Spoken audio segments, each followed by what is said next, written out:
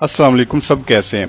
बाज़ का जब मरीज़ को एंटीबायोटिक्स इंजेक्शन दिए जाते हैं, ख़ास तौर पर जब वो इंजेक्शन वेन में दिए जाते हैं, तो कुछ इंजेक्शन ऐसे होते हैं जो रिएक्शन कर देते हैं और मरीज़ की हालत को बहुत ज़्यादा ख़राब कर देते हैं। और बाद रिएक्शन जो इतने सवेर किस्म के होते हैं, यानी इतने हैरानकुन होते हैं कि वो मरीज़ को सीरियस हालत में ले जाते हैं। कुछ प्रोटोकॉल हैं जो मैं आपको बताने वाला हूँ, अगर आप वो फॉलो करेंगे तो ये चांस ही नहीं रहेगा कि मरीज़ में इसका रिएक्शन हो जाए।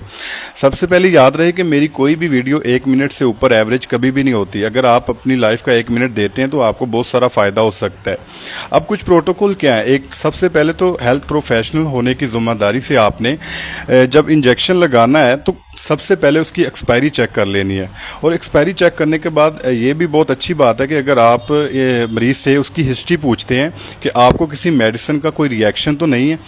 इसके बाद आपने क्या करना है, इसकी एक टेस्ट डोज तैयार करनी है। टेस्ट डोज क्या होती है कि जो आप इंजेक्शन आप लगा रहे हैं उसका 0.1 cc, मोस्टली ये इंसुलिन वाली सिरिंज से भी दे सकते हैं और वैसे भी 1 cc की जो सिरिंज आती है उससे दे सकते हैं। आपने क्या करना है, टेस्ट डोज रेडी करनी है।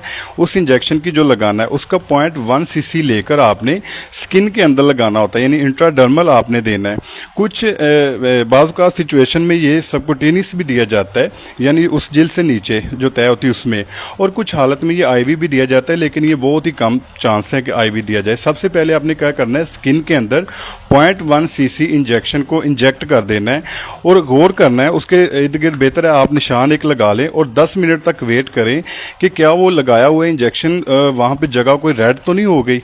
अगर तो वहाँ पे जगह रेड हो गई है या मरीज़ को खारिश हो रही है या मरीज़ अपने आप को बेहतर महसूस नहीं कर रहा, तो इसका मतलब है कि वो आपका एंटीबायोटिक्स रिएक्शन कर रहा है। और कभी भी आपने जो भी एंटीबायोटिक्स देना है उसकी टेस्ट डोज देना लाजमी है। अगर ये मसाइल नहीं आते तो फिर आपने उस इंजेक्शन को IV देना और बहुत ज़्यादा स्लो देना है, और फिर भी मरीज़ को IV देने के बाद मॉनिटर करना है 5 से 10 मिनट।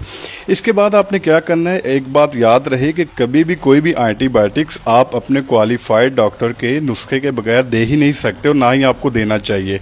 ठीक है, अगर आप इन प्रोटोकॉल को फॉलो करते हैं तो 1% भी चांस नहीं है कि मरीज़ में इस चीज़ का रिएक्शन आ जाए। आपकी फ़र्स्ट प्रायोरिटी मरीज़ होना चाहिए, उसके बाद अपने आप को भी सेफ़ रखें और मरीज़ को भी सेफ़ रखें।